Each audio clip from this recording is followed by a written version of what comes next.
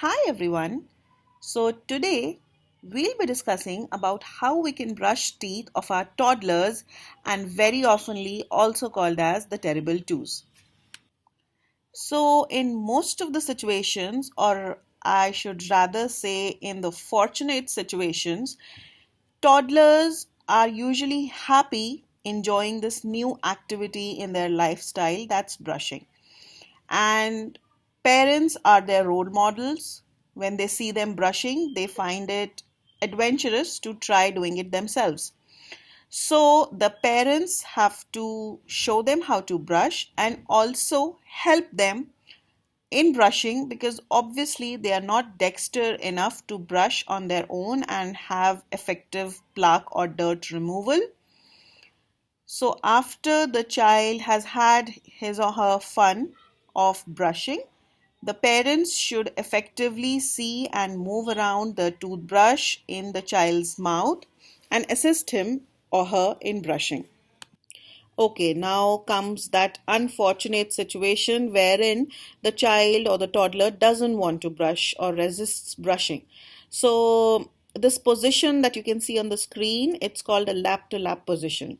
So, in this, two parents or two caregivers are required to join their knees and sit as shown in the picture, and one parent is supposed to hold the child like so, and the other parent or the caregiver is supposed to brush the teeth and maneuver the toothbrush in the child's mouth.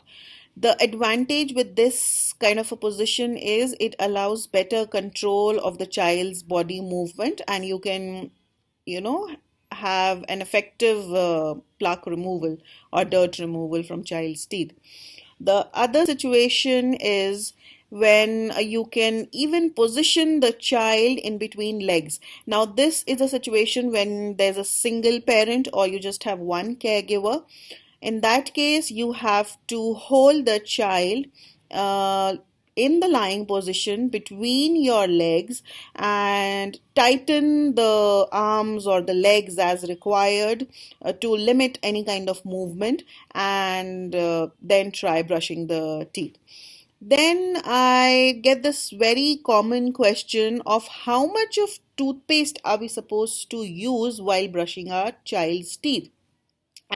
And I'm sure you must have seen this typical picture of a toothbrush with a wave-like amount of toothpaste upon it.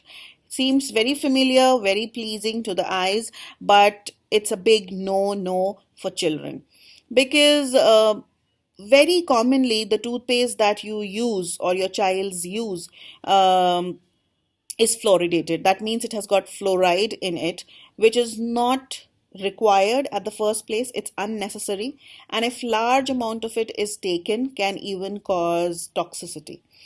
So we'll get into that later, that how much of an amount of fluoride is toxic and all, but it's always better to avoid using fluoridated toothpaste in children.